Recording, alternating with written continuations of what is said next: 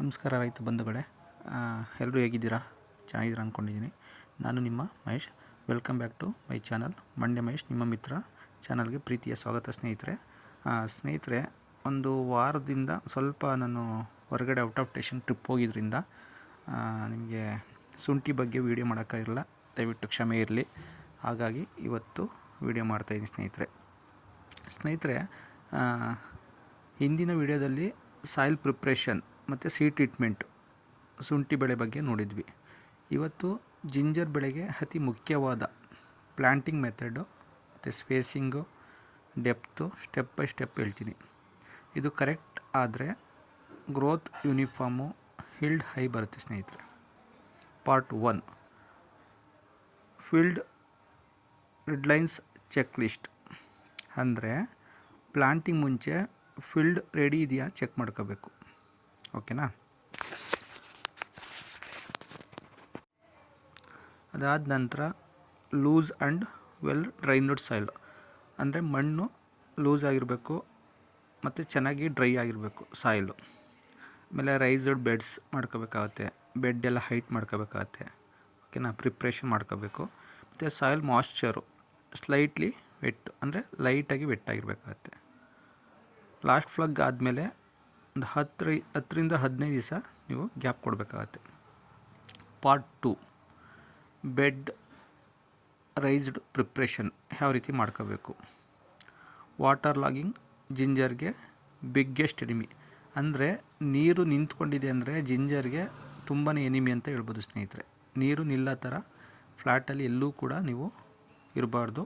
Slope ಮಾಡಿ ನೀರೆಲ್ಲ ಬಸ್ತೋಗೋ ಥರ ಬೆಸ್ಟಾಗಿ ನೀವು ಮಾಡಿಕೊಂಡ್ರೆ ಅದು ಬೆಟರ್ ಆಗಿರುತ್ತೆ ನಿಮ್ಮ ಶುಂಠಿ ಜಮೀನಿಗೆ. ಬೆಸ್ಟ್ ಆಪ್ಷನ್ಸು ಏನಪ್ಪ ಅಂದರೆ ರೈಸ್ಡ್ ಬೆಡ್ಡು. ಎಷ್ಟು ಅಂದರೆ ಸುಮಾರು 15ರಿಂದ 20 ಸೆಂಟಿಮೀಟ್ರು ಹೈಟ್ ಇದ್ದರೆ ಒಳ್ಳೆಯದು. ಮತ್ತು ರಿಡ್ಜಸ್ಸು ಮತ್ತು ಫಾರ್ ಹೌಸ್ ಹೆವಿ ಸಾಯಿಲ್ಗೆ ಬೆಸ್ಟ್ ಇರುತ್ತೆ. ಬೆಡ್ ವಿಡ್ತು 1.0 ಇಂದ 1.2 ಮೀಟರ್ಸ್, 1ರಿಂದ 1.2 ಮೀಟರ್ಸ್ವರೆಗೆ ನಿಮಗೆ ವಿಡ್ತು ಇರಲಿ ಸ್ನೇಹಿತರೆ, okay. Part 3 spacing. Correct distance ಇದ್ದರೆ ನಿಮಗೆ ಕರೆಕ್ಟ್ ಇರುತ್ತೆ. ಸ್ಪೇಸಿಂಗ್ ತಪ್ಪಾದರೆ ಏನಾಗುತ್ತೆ, ಏನು ಪ್ರಾಬ್ಲಮ್ ಆಗ್ಬೋದು? ಡಿಸೀಸ್ ಮತ್ತು ಲೋ ಈಲ್ಡ್ ಆಗುತ್ತೆ, ರೋಗಗಳು ಬರೋ ಅಂಥದ್ದು ಜಾಸ್ತಿ ಆಗುತ್ತೆ. ಹಾಗೆ ನಿಮಗೆ ಹೀಲ್ಡ್ ಕೂಡ ಕಮ್ಮಿ ಆಗಿಬಿಡುತ್ತೆ. ಇದನ್ನು ನೋಡ್ಕೊಳ್ಳಿ. ಮತ್ತು ನೆಕ್ಸ್ಟು ರೋ ಇಂದ ರೋ, ಅಂದರೆ ಬೆಡ್ಡಿಂದ ಬೆಡ್ಗೆ 25 to 30 ಸೆಂಟಿಮೀಟರ್ ಇರಲಿ. ಪ್ಲ್ಯಾಂಟಿಂದ ಪ್ಲ್ಯಾಂಟ್ಗೆ, ಅಂದರೆ ಗಿಡದಿಂದ ಗಿಡಕ್ಕೆ 20ರಿಂದ 25 ಸೆಂಟಿಮೀಟ್ರು ಇರಲಿ ಸ್ನೇಹಿತರೆ. ಮತ್ತು ಹೈ ಫರ್ಟಿಲಿಟಿ ಸಾಯಿಲ್ ಇರಲಿ, ಹೈಟಾಗಿರಲಿ ಸಾಯಿಲೆಲ್ಲ. ವೈಡರ್ ಸ್ಪೇಸಿಂಗ್ ಇರಲಿ. Poor soil normal spacing, poor soil ಆದರೆ ನಾರ್ಮಲ್ ಸ್ಪೇಸಿಂಗ್ ಇರಲಿ. ಪಾರ್ಟ್ 4 ನೆಕ್ಸ್ಟು ನಿಮಗೆ ಪ್ಲ್ಯಾಂಟಿಂಗ್ ಡೆಪ್ತು ವೆರಿ ಇಂಪಾರ್ಟೆಂಟ್ ಸ್ನೇಹಿತರೆ. ಪ್ಲ್ಯಾಂಟಿಂಗ್ ಮಾಡ್ತಿರಲ್ಲ, ಶುಂಠಿ ನೆಡ್ತಿರಲ್ಲ, ಅದು ಎಷ್ಟು ಆಳಕ್ಕೆ ನೆಡ್ತೀರ ಅನ್ನೋದು ವೆರಿ ಇಂಪಾರ್ಟೆಂಟು. ಡೆಪ್ತ್ ಏನಾದ್ರು ನಿಮಗೆ ಮಿಸ್ಟೇಕ್ ಮಾಡಿದರೆ ಸ್ಪಾಂಟಿಂಗ್ ಲೇಟ್ ಆಗುತ್ತೆ ನಿಮಗೆ. ಅಂದರೆ ನಿಮಗೆ ಮೊಳಕೆ ಬರೋದು ಲೇಟ್ ಆಗುತ್ತೆ. ಮೊಳಕೆ ಬರೋದು ಲೇಟ್ ಆದರೆ ಏನಾಗುತ್ತೆ, ಟೋಟಲಿ ನಿಮಗೆ ಹಾರ್ವೆಸ್ಟಿಂಗ್ ಬರೋದು ಕೂಡ ಲೇಟ್ ಆಗಿಬಿಡುತ್ತೆ. ಹಾಗಾಗಿ 5 to 7 ಸೆಂಟಿಮೀಟ್ರ್ ಮಾತ್ರ ಡೆಪ್ತ್ ಇರಲಿ, ಇದ್ರೆ ಬೆಸ್ಟು, ಓಕೆ. 5ರಿಂದ 7 ಸೆಂಟಿಮೀಟ್ರ್ ಒಳಗಡೆ ಇದ್ದರೆ ಬೆಸ್ಟ್ ಇರುತ್ತೆ. ಏನು ಮಾಡಬಾರ್ದು, ಟೂ ಡೀಪ್ ಅಂದರೆ ತುಂಬ ಆಳಕ್ಕೆ ನೆಡಬೇಡಿ, ಓಕೆ. ಪೂರ ಎಮರ್ಜೆನ್ಸಿ ಆಗುತ್ತೆ. ಟೂ ಶಾಲೋ ಅಂದರೆ ರಿಸ್ಮ್ ಏನಿರುತ್ತೆ ಎಕ್ಸ್ಪೋರ್ ಆಗುತ್ತೆ, ಅದು ಬೇಡ. ಬಡ್ ಸೈಡು ಅಪ್ವರ್ಡ್ ಇಟ್ಟು ಪ್ಲ್ಯಾಂಟ್ ಮಾಡಿ, ಓಕೆ. ಬಡ್ ಸೈಡು ಅಪ್ಪರ್ ಇಟ್ಟು ಪ್ಲ್ಯಾಂಟ್ ಮಾಡಿದ್ರೆ ನಿಮಗೆ ಚೆನ್ನಾಗಿ ಮೊಳಕೆ ಎಲ್ಲ ಬರುತ್ತೆ. ಗಿಡ ಬೇಗ ನಿಮಗೆ ಮೊಳಕೆ ಬಂದು ಬೆಳೀಲಿಕ್ಕೆ ಸ್ಟಾರ್ಟ್ ಆಗುತ್ತೆ. ನೆಕ್ಸ್ಟ್ ಸ್ನೇಹಿತರೆ, ಪ್ಲಾಂಟಿಂಗ್ ಮೆಥಡು ಯಾವ ರೀತಿ ಮಾಡಬೇಕಾಗತ್ತೆ, ಓಕೆ. ಇದು ಸೀಡ್ ಟ್ರೀಟೆಡ್ ಆಗಿರುತ್ತೆ, ಆಲ್ರೆಡಿ ಸೀಡ್ ಟ್ರೀಟ್ಮೆಂಟ್ ಎಲ್ಲ ಆಗಿರುತ್ತೆ. ಶೇಡ್ ಡ್ರೈಯಲ್ಲಿ ಮಾಡಿರ್ತೀರ, ನೆರಳಲ್ಲಿ ಒಣಗಿಸಿರ್ತೀರ ಅಂಥ ಒಂದು ಶುಂಠಿನ ನೀವು ಯೂಸ್ ಮಾಡ್ತಾಯಿದ್ದೀರ, okay. Step 1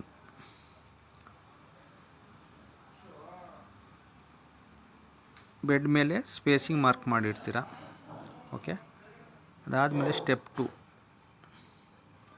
seed pieces places bud up, ಅಂದರೆ ನೀವು ಶುಂಠಿ ನೆಡ್ತಿರಲ್ಲ ಅದು ಬಡ್ಸು ಮೇಲ್ಗಡೆ ಇರಲಿ, ಫೈನ್ ಸಾಯಿಲ್ ಕವರ್ ಇರಲಿ. ಓಕೆ, ಸಾಯಿಲೆಲ್ಲ ಚೆನ್ನಾಗಿ ಕವರ್ ಆಗಿರಲಿ. ನೆಟ್ಟಾದಮೇಲೆ ಲೈಟ್ ಇರಿಗೇಷನ್ನು ಅಂದರೆ ಲೈಟಾಗಿ ನೀರು ಕೊಡಬೇಕಾಗುತ್ತೆ. ಲೈಟಾಗಿ ನೀರು ಕೊಟ್ಟಾಗ ಏನೂ ಸಮಸ್ಯೆ ಇಲ್ಲ. ಮಲ್ಚಿಂಗ್ ಯೂಸ್ ಮಾಡ್ತೀವಿ ಅಂದರೆ ನೀವು ಅದನ್ನು ಕೂಡ ನೀವು ಪ್ರಾಕ್ಟೀಸ್ ಮಾಡ್ಕೋಬೋದು. ಕೆಲವರು ಹುಣಸೂರು ಸೈಡು ತುಂಬ ಕಮ್ಮಿ ಯೂಸ್ ಮಾಡ್ತಾಯಿಲ್ಲ.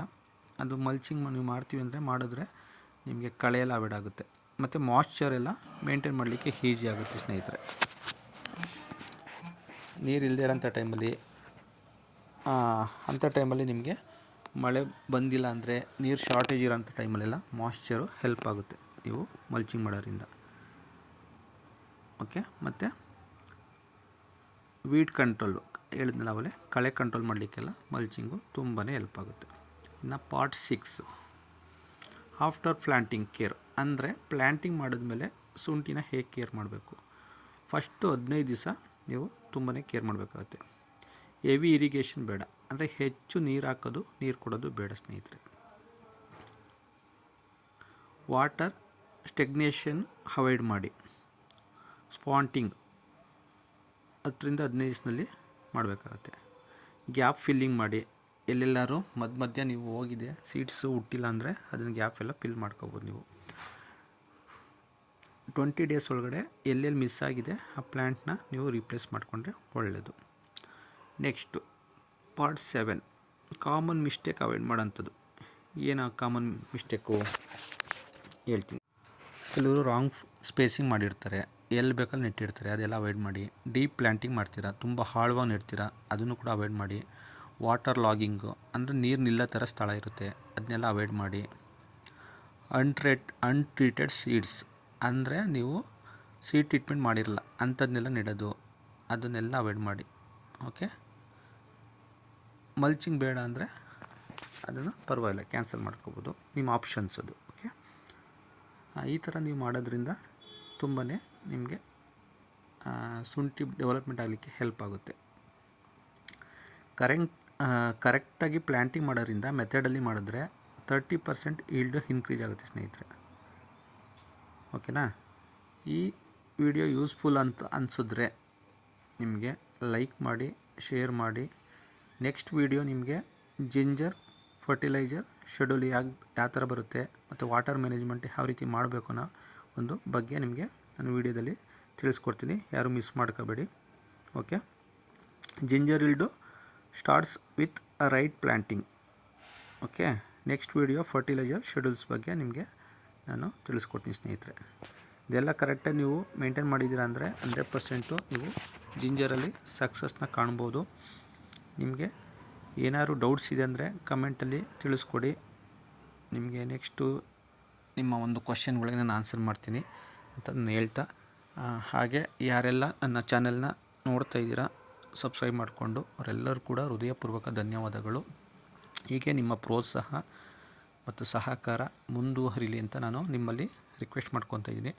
ಯಾರೆಲ್ಲ ಹಾಗೆ ವಿಡಿಯೋ ನೋಡ್ತಾ ಇದ್ದೀರಾ ಸಬ್ಸ್ಕ್ರೈಬ್ ಮಾಡ್ದಲೇ ಅಂಥವ್ರು ದಯವಿಟ್ಟು ಸಬ್ಸ್ಕ್ರೈಬ್ ಮಾಡಿಕೊಂಡು ವಿಡಿಯೋ ನೋಡಿ.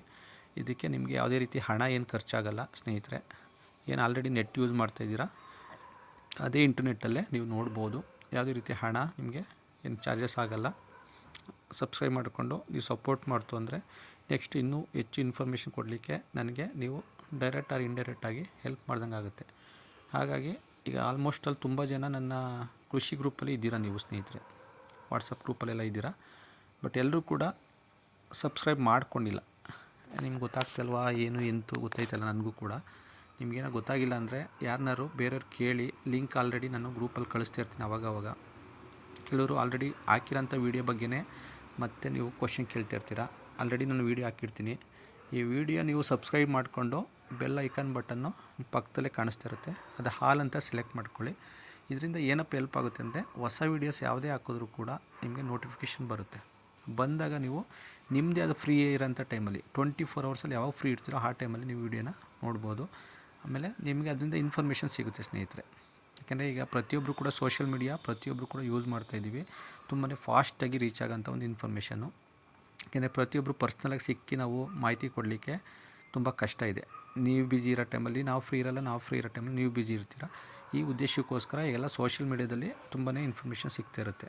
ಕೃಷಿ ಬಗ್ಗೆ ಹೆಚ್ಚು ಒಂದು ನಿಮಗೆಲ್ಲ ಸಹಕಾರ ಕೊಡಬೇಕು, ಮಾಹಿತಿ ಕೊಡಬೇಕು, ಇನ್ಫಾರ್ಮೇಷನ್ ಕೊಡಬೇಕು ಅನ್ನೋ ಉದ್ದೇಶಕ್ಕೋಸ್ಕರನೇ ಈ ಚಾನಲ್ನ ನಾನು ಮಾಡಿರೋಂಥದ್ದು. ರೈತರು ತುಂಬ ಹೆಲ್ಪ್ ಆಗಲಿ ಅಂತ. ಹಾಗೆ ಮಧ್ಯೆ ರೈತರು ಬಿಟ್ಟು ಬೇರೆಯವರೆಲ್ಲ ಯಾರು ಇರ್ತಾರೋ ವ್ಯವಸಾಯ ಮಾಡಿದೆ ಅಂಥವ್ರು ಕೂಡ ಬೇಜಾರಾಗಬಾರ್ದು ಅಂದ್ಬಿಟ್ಟು ಮಧ್ಯದಲ್ಲಿ ಬೇರೆ ಅವ್ರಿಗೆ ಇಷ್ಟ ಆಗೋಂಥದ್ದು ಎಂಟರ್ಟೈನ್ಮೆಂಟ್ ಸಿಗೋಂಥ ಒಂದು ವೀಡಿಯೋಸ್ಗಳು ಕೂಡ ಹಾಕ್ತಾಯಿರ್ತೀನಿ. ಹಾಗಾಗಿ ಯಾರು ಬೇಜಾರು ಮಾಡ್ಕೋಬೇಡಿ. ಯಾಕೆಂದರೆ ಇಲ್ಲಿ ಫಾರ್ಮರ್ಸು ಇದ್ದಾರೆ, ಫ್ರೆಂಡ್ಸ್ ಇದ್ದಾರೆ, ಎಂಪ್ಲಾಯ್ ಕೆಟಗರಿ ಇದ್ದಾರೆ, ಟೀಚರ್ಸ್ ಕೆಟಗರಿ ಇದ್ದಾರೆ, ಎಲ್ಲ ರೀತಿ ಫ್ರೆಂಡ್ಸ್ಗಳು ಸರ್ಕಲ್ ಇದ್ದಾರೆ. ಮತ್ತು ಇದು ಸೋಷಿಯಲ್ ಮೀಡಿಯಾ ಇರೋದ್ರಿಂದ ಆಲ್ಮೋಸ್ಟ್ ಅಲ್ಲಿ ಎಲ್ಲರೂ ಕೂಡ ರೀಚ್ ಆಗ್ತಿರುತ್ತೆ. ಹಾಗಾಗಿ ನಮ್ಮ ಕನ್ನಡಿಗರೆಲ್ಲ ದಯವಿಟ್ಟು ನಿಮ್ಮ ಒಂದು ಕನ್ನಡಿಗ ಹುಡುಗ ಒಂದು ಚಾನಲ್ ಮಾಡಿ ಇದರಲ್ಲಿ ಬೆಳಿಬೇಕು ಅಂತ ಹೊರಟಿದ್ದಾನೆ. ಅದಕ್ಕಾಗಿ ನಿಮ್ಮೆಲ್ಲರ ಒಂದು ಹೃದಯಪೂರ್ವಕ ಸಹಕಾರ, ಹಾರೈಕೆ, ನಿಮ್ಮೆಲ್ಲರ ಆಶೀರ್ವಾದ ಖಂಡಿತ ಬೇಕಾಗಿದೆ ಸ್ನೇಹಿತರೆ. ನೀವೆಲ್ಲ ನನಗೆ ಸಪೋರ್ಟ್ ಮಾಡ್ತೀನಿ ಅಂತ ನಾನು ಭಾವಿಸಿದ್ದೀನಿ. ನಿಮಗೆ ಇನ್ನೂ ಹೆಚ್ಚು ಬೆಳೆ ಬಗ್ಗೆ ಗೊತ್ತಿರೋದು, ಗೊತ್ತಿಲ್ಲದೆ ಇರೋದು, ಸಾಕಷ್ಟು ಹೊಸ ಬೆಳೆ ಬಗ್ಗೆ, ಹೊಸ ಕ್ರಾಪ್ ಬಗ್ಗೆ ಪರಿಚಯ ಮಾಡಬೇಕು ಅಂತ ನನ್ನ ಒಂದು ಮನಸ್ಸಲ್ಲಿದೆ. ನೀವೆಲ್ಲರ ಸಹಕಾರ ನೀಡಿದರೆ ಖಂಡಿತ ನಾನು ಮಾಡ್ತೀನಿ. ನಿಮ್ಮ ಒಂದು ಸಹಕಾರ, ಪ್ರೋತ್ಸಾಹ ಹೀಗೆ ಇರಲಿ ಅಂತ ಕೇಳ್ಕೊತಾ ಇದ್ದೀನಿ. Thank you so much. ನಿಮ್ಮೆಲ್ಲರ ಪ್ರೋತ್ಸಾಹ ಹೀಗೆ ಮುಂದುವರಿಲಿ. ನನ್ನ ಚಾನಲ್ನ ನೋಡಿ ಇಷ್ಟ ಆಯಿತು ಅಂದರೆ ವೀಡಿಯೋನ ಬೇರೆಯವರು ಕೂಡ ಶೇರ್ ಮಾಡಿ. ಲಿಂಕು ಕೂಡ ನೀವು ಬೇರೆಯವರು ಶೇರ್ ಮಾಡ್ಬೋದು. ಇದರಿಂದ 4 ಜನಕ್ಕೆ ಹೆಲ್ಪ್ ಆಗುತ್ತೆ.